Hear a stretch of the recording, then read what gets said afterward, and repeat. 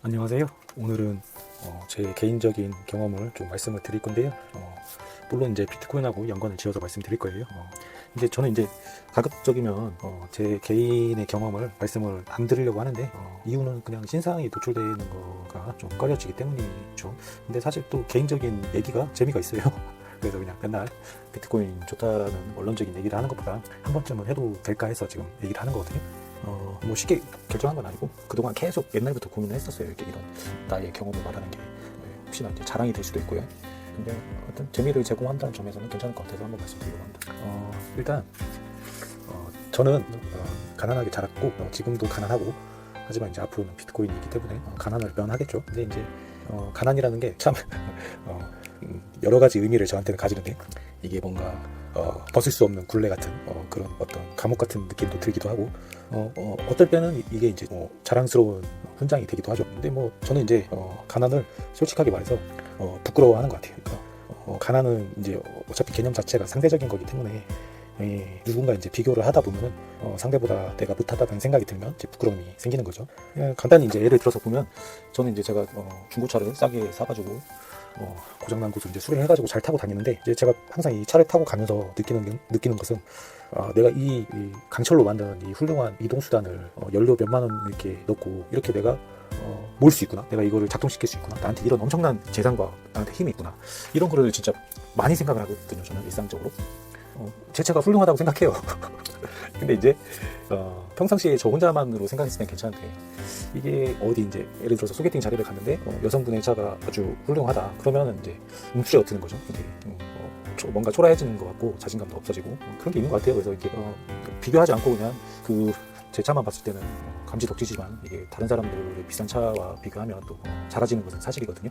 그래서 말씀드리고자 하는 거는 제 상황이 예전에는 극빈이었고 지금은 조금 나아졌다. 이제 그 주 원동력은 비트코인이었다, 이 말씀을 드리려고 하는 거고요. 이제 제 생각에 저 때도 이제 저도 학교에서 선생님들이 야 니들은 왜 이렇게 낭만이 없냐, 이렇게 애들이 희마리도 없고 뭔가 이렇게 톡톡 튀는 맛도 없고 생기가 없다, 이런 말씀을 하셨거든요. 근데 이제 지금도 이제 유튜브에서 보면 어르신들이 그런 말씀을 하더라고요. 젊은 사람들이 너무 패기가 없고 좀 그렇다. 근데 이제 뭐 살아온 환경이 다르다고 저희는 변명을 하지만 그 주요한 원인 중에 하나는 저는 이제 그 젊은 사람들한테는 이제 희망이 안 보이기 때문이다, 그렇게 생각을 하기도 하거든요. 이제 희망이라는 거는 뭔가 내가 노력을 하면 개선될 수 있다는 여지가 실제적으로 자기가 그렇게 믿고 있어야 되거든요.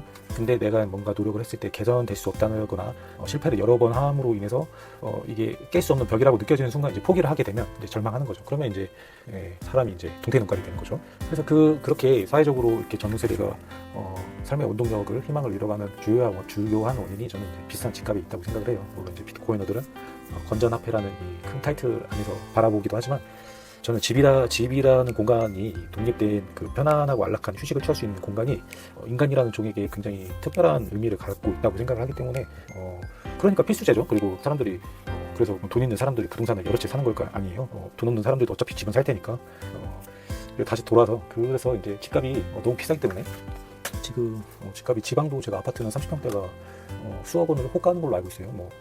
구축도 이 정도는 될 테고 신축은 뭐 비싼 데는 뭐 이렇게까지도 지방이 갖고 이제 서울은 더 비싸겠죠. 근데 이게 이제 순자산이거든요. 부채 빼고 순자산이라서 사실상 이제 우리나라의 많은 사람들이 자기의 모든 재산을 부동산에 넣고 있다고 봐도 무방하죠. 그리고 아파트 가격이 이렇게 비싸기 때문에 그러니까 여기가 줄을 세우자면 100명 중에 70명째 해당하는 사람들조차도 1억 5천만 원이 있어야 집을 사기 때문에 지금 중소기업 월급으로 이렇게 사는데도 쉽진 않을 거예요.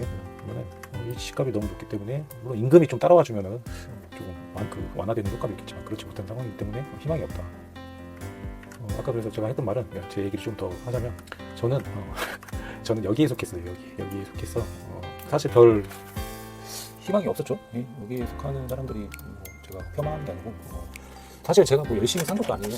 그거는 저도 인정을 하고, 하지만 그건 이제 남들의 기준에서 봤을 때 그렇고 저 나름대로는 그 순간순간에 제가 할 수 있는 최선의 선택을 했기 때문에 지금까지 잘 살아있는 거겠죠.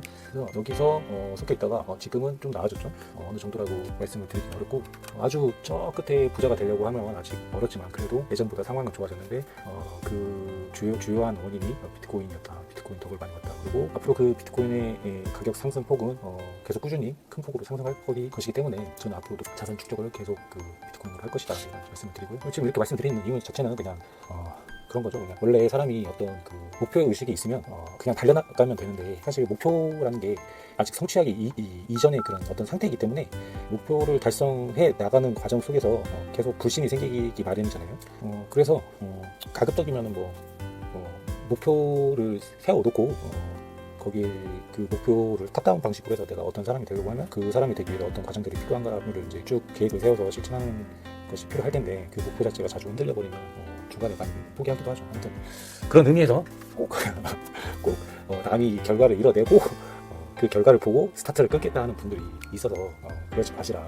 비트코인은 여러분이 제가 백날 얘기해봐야 소용이 없고, 직접 공부를 해보시면 이게 정말 대단한 문명사적 발견이구나, 이게 앞으로 아예 인류의 문명사를 바꿀 수 있는 엄청난 발명품이라는 걸 아시게 될 거거든요. 그러면 다른 사람들이 비트코인으로 이렇게 어떤 상위 계층으로 흘러가는 걸 여러분이 굳이 확인한 다음에 스타트를 끊지 않아도 본인이 어느 정도 미래에 대한 확신을 가지고 스타트를 끌 수 있기 때문에 비트코인 저축을 시작하실 수 있기 때문에 한번 공부해 보시는 게 제일 좋은데, 일단 저도 그 과정에 있기 때문에 완전 성공을 해서 여러분한테 말씀드리는 게 아니기 때문에 못 믿어고 할 수 있는 부분은 분명히 있지만, 제가 확실하게 답변 드릴 수 있는 건 나아졌다, 어느 수준까지는 나아졌고, 이 수준이 과연 제 삶의 어떤 큰 원동력이 돼서 삶이 막 벅차고 막 그러냐, 그건 또 아니에요. 그 정도는 솔직히 아니거든요.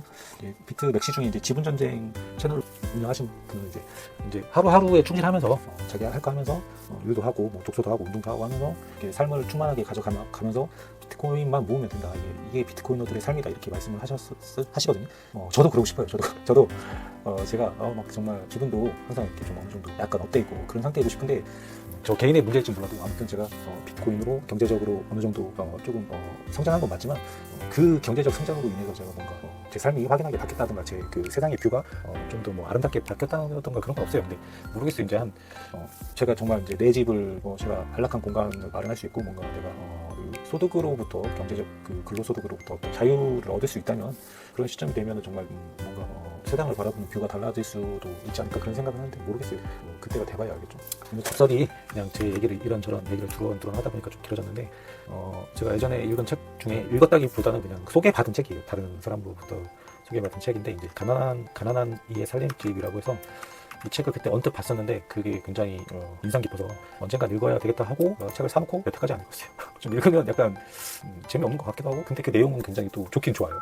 그래서 오늘 그 책에 있는 한 구절을 다시 이제 한번 보다가 인상 깊어서 한번 봤는데, 제가 이 책을 예전에 보면서 인상 깊었다고 느꼈던 점은 그 주거 형태에 따라서 사회과학적으로 어떤 그런 그 힘의 역학관계나 그런 민초들의 도구 하여튼 그런 게 막 사회과학적으로 분석을 잘 에세이지만 해놨기 때문에 그런 점이 흥미로웠거든요. 그러니까 예를 들어서 마을이 이렇게 형성되어 있는데, 그 마을에서 약간 떨어져서 마을 초입구에 있는 그런 집 있잖아요. 그런 집을 이제 마을에서 는 완전히 수용하지도 않았지만 그렇다고 완전히 내치지도 않은 어떤 그런 사람한테 내준 공간인 거죠. 근데 이 사람이 기본적으로 부유한 상태는 아니에요. 부유했거나 그러면은 어디 중심부에 들어갔었겠죠. 그래서 이제 관련 내용을 제가 예전에 봤던 내용이 맞나 하고 한번 찾아봤는데, 그 내용은 아닌 것 같지만 좀 비슷해서 좀 읽어드릴 건데요. 이거는 이제 여기서 보니까 외주 물집이라고 여기서 명칭을 했는데, 이 책의 내용을 한번 읽어드릴게요. 외주 물집이라는 것도 그 마을에는 발을 못 붙이고 그렇다고 저기 바깥으로 쫓겨나진 않은 그런 어떤 일정한 거리를 둔 그 좀 형편이 어려운 분들의 집이라고 봐야 되겠죠. 근데 이게 주거라는 게 얼마나 좀 중요한 의미를 갖는가, 그런 의미도 있고 해서 한번 읽어드릴게요. 조금 확대를 해서 보면은 1960년, 70년대에 지어진 신장로변 외주 물집들에서 이들의 속내를 어느 정도 읽을 수 있었다. 여러 지방 것을 섞었으되 특히 전북 신태인에서 만난 이들의 말을 간추린다.